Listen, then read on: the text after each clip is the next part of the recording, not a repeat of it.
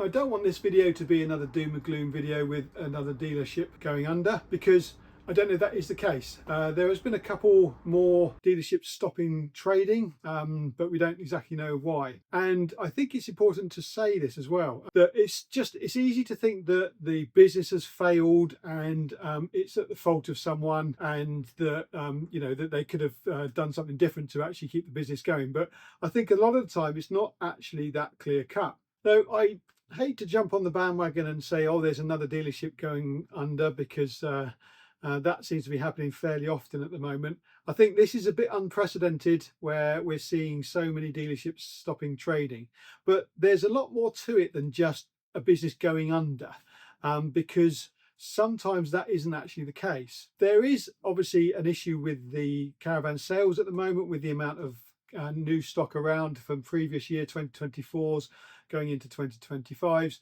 and I've said this in previous videos, but we have to pay off that finance line with anything that's left on that finance line to enable room for the 2025 stock to come down the line. But I would have thought that some of the bigger dealers have contingencies built in. But having said that, when I was working with the finance houses and the manufacturers, that was always the plan, but it never quite worked like that. They said, well, we'll leave you a certain amount on, on top of the finance house for the 2025 or the new product to come down the line, but the manufacturers would just see space on it and fill it up. So I don't think that actually, it certainly didn't happen with me, although that was the theory, is that we're supposed to have a bit of play on the top so that we can get stock vans in and out straight away. But yeah, like I said, the manufacturers just saw, oh, there's space on the line, chuck it out. Not really thinking about our side of it, because why would they? All they want to do is get the van off their forecourt and down to the dealership and out their way and paid for.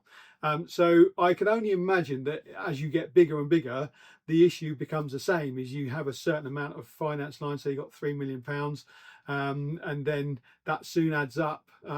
It sounds like a lot, but it's not when you've got a couple of different franchises and maybe motorhomes as well. But I would have thought that everyone's probably maxed out on their finance lines, and again, this is what happens when they start to fall off the finance line.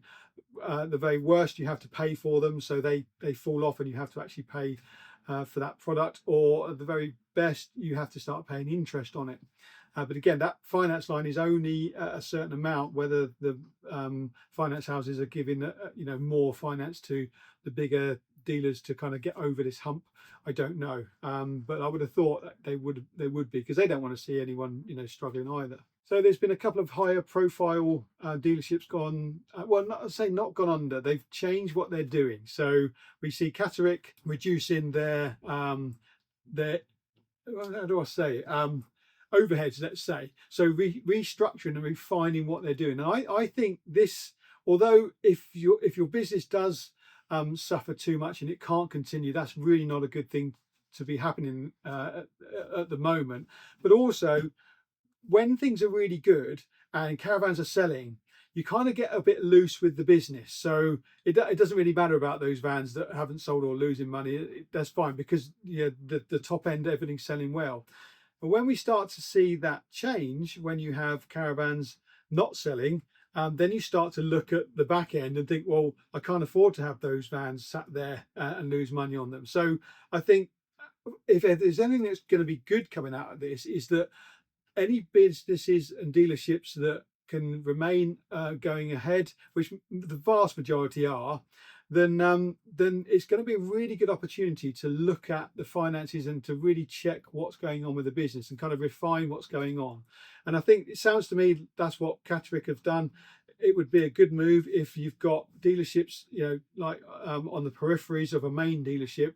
The further you are away from a main dealership, the more money it costs. And if that isn't worth doing because it's costing you too much money to have those businesses open, when really they could just come to a main business, it's much more efficient to have one larger business and then maybe streamlining a bit. So I think that's probably a good move. Whether it's been forced because of what's going on, I don't know, but it's probably in the long run probably a good thing for that business to do. Same with green trees, something they put a something out on Facebook to say that they're ceasing trading, but again, it didn't sound like it was because it's gone under. It doesn't sound like that. It sounds because it's been up for sale for a while and couldn't find the right buyer, and the owners sounds like they wanted to move on and do something else, and that's fair enough. So it doesn't sound to me like there was a major issue there. Again, I don't really know, but it's not when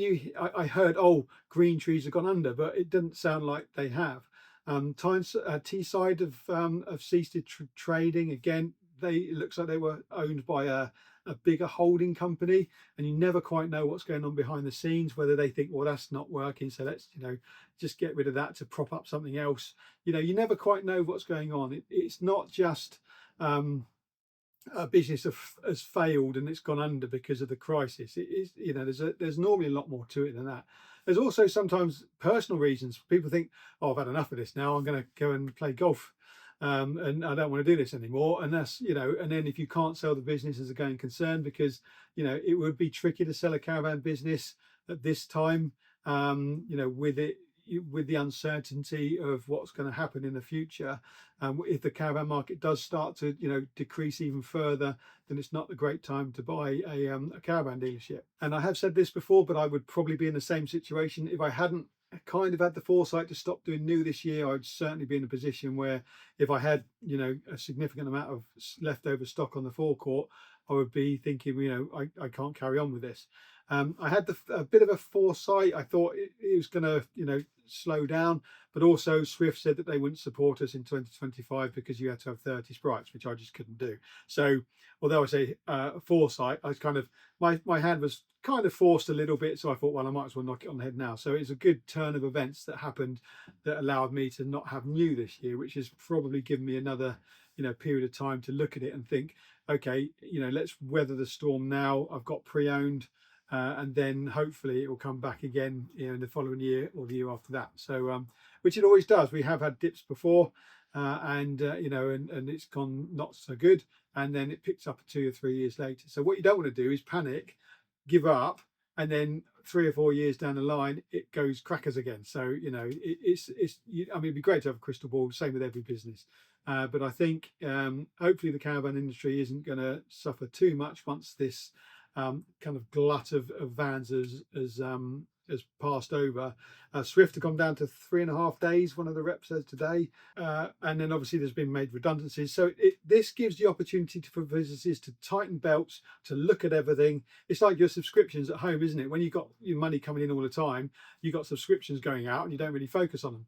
When things get a little bit tight, you think, well, do I really need that subscription going out that I've never used and forgotten about? So you start to look at the business as a whole when these kind of times come along. So I think if you look at it from a positive spin, I think a lot of more streamlined, robust businesses are going to come out on the back of this going forward into whatever's going to come. Also, I think that some dealers will look at new and think, do I really need to do new like we have? And I've certainly known dealers before which have moved away from new and done extremely well just with pre-owned. As soon as you go to pre-owned, the stress goes. You don't have the manufacturer asking you to take product and then having to sell it at the end of the year, and get into the situation where a lot of dealerships are in at the moment, where there is too much because the market slowed down. You always have to have this crystal ball to really kind of know what's going on. It's better to run out than have too many, and that was always my philosophy. So when the manufacturer said, oh, why don't you take this and take that, I said, no, I'd rather run out and miss a few sales than have 4 vans sat there which I wish I hadn't taken. So that's what's happened this year. Is on the back of a couple of decent years, the tendency is to kind of run over and think that's going to carry on and not see when it is going to tighten up. And again, that's what's happened. So thinking about new, if you stop selling new, all the product that you have on the forecourt is all paid for. You haven't got finance houses asking you for lumps sums of money at the end of the year. It's a much less stressful environment to be in, especially if you buy them right. And unfortunately, at the moment, if you are looking to sell a caravan, I mean, I'm getting 3 or 4 phone calls a day with people wanting to buy caravans. It's nearly getting to a point where it's every phone call is like, oh, do you buy caravans? I'm like, yeah, we buy caravans. And then we're offering below book prices just because of the sheer amount of product that we're getting offered. So if you're thinking about selling your caravan at the moment to a dealership especially, then I think you're going to struggle to get anywhere near what you would probably want. Then when you start looking into the private market, there are loads of vans out there because lots of people have gone to the dealers, and then we've said, oh, we're paying £2,000 below book, and the customers say, oh, we can get more on the internet, so they put it on the internet and then they just sit there. So there's lots of vans out there for sale at the moment. So if you are thinking about selling, then you've either got to be extremely cheap or very lucky for that right person to be in the right place at the right time. And it does happen, so don't give up, give it a go. But yeah, you might find that trying to sell a caravan at the moment is going to be a bit tricky. Then from the dealer's point of view, I think that streamlining the dealer network is going to be a good thing. That was what Swift were trying to do when I spoke to them last year, is reduce the amount of dealers in the network. Historically, the dealers have been around since, when they were selling 30,000 caravans a year, and it's just kind of stayed at that, and there's less pie to go around for each dealer. So we end up being in a position where I was, where it wasn't viable. So I think from the manufacturer's point of view, again, it's a lot more cost effective to have less bigger dealers, because even from a work point of view, you're only talking to 10 or 15 dealers rather than 30 on a Monday morning with the ring round. So I think at the end of this, there will be fewer dealers, and the dealers that are there are going to be more robust. The network is going to be reduced as long as they're strategically placed, and you can buy a caravan within kind of half of a hopping distance, rather than having to travel 100 miles to get your van serviced or any warranty work done. Then as long as they're in a good spot, it'd be okay. But less dealers doesn't necessarily mean less choice, because there'll still be competition, because that's just natural. You will come up against some other dealers as you're trying to sell caravans. But I think that a more streamlined dealer network is easier for the manufacturers, and then hopefully if it's easier for them and it's saving them money, that means that they can then not, well, I was going to say reduce the price of the caravans, but I don't think that'll ever happen, but maybe not put them up quite so much and stretch them further and further away from where they're actually achievable to buy. And I think that's the problem. An entry-level caravan at £25,000 just isn't entry level. When I first started, I've said this before, I apologise for that, but when I started 15 years ago, a new caravan was £12,500–13,000. Now it's 25. It's not an entry-level product anymore. It's a luxury product, and therefore when you're selling something luxury, you haven't got the mass market, and that's what's happening here. Is the manufacturers are finding themselves from something that they can sell to the mass market,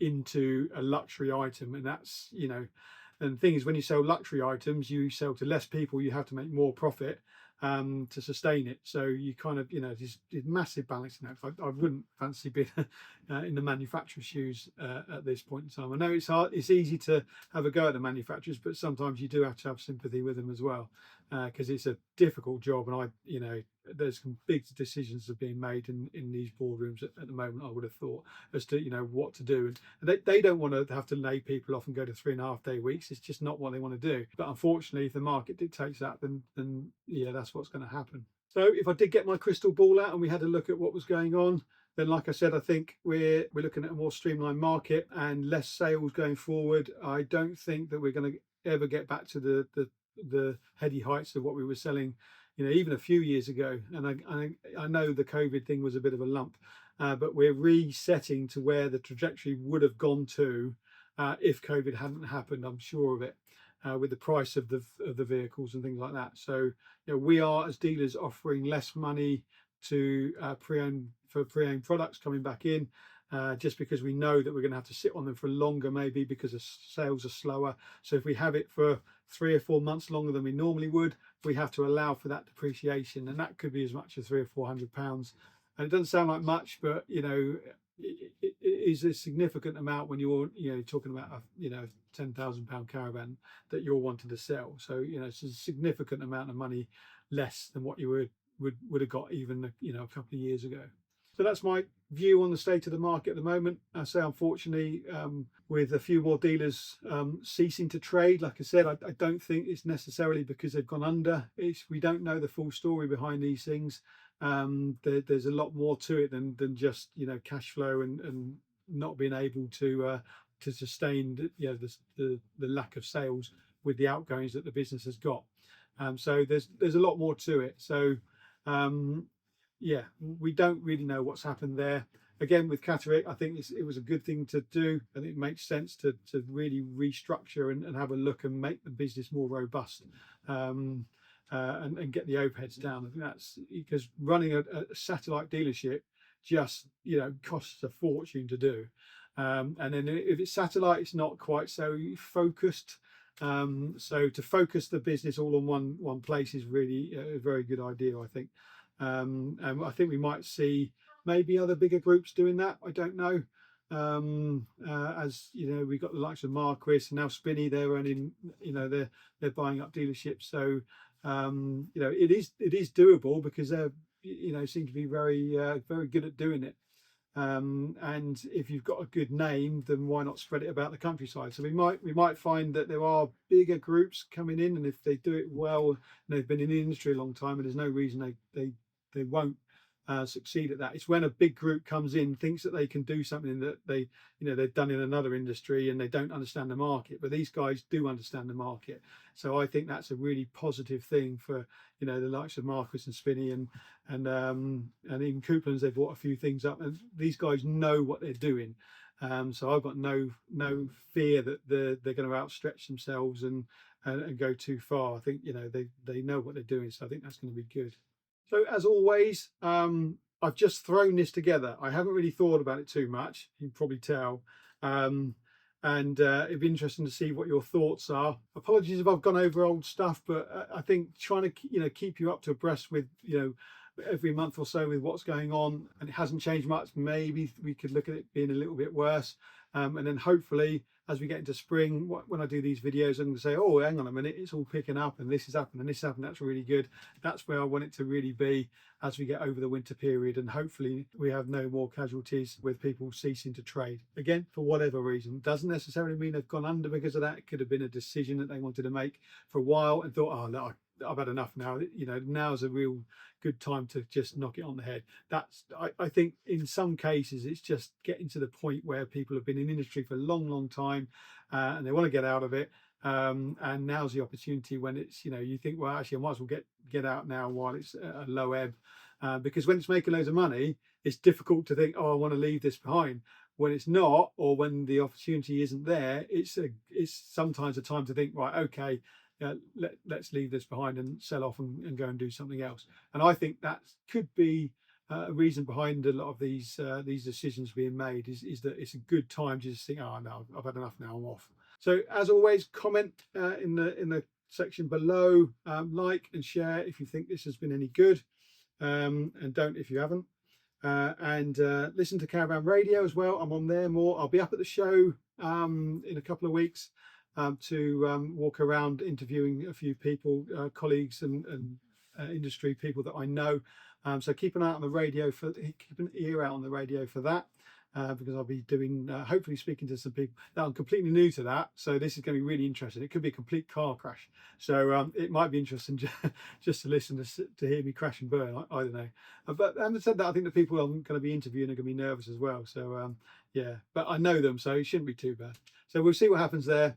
So keep an ear out for Caravan Radio and tune into that, and like and subscribe and all the things you normally do. And hopefully I will definitely have some more positive news next time I speak to you.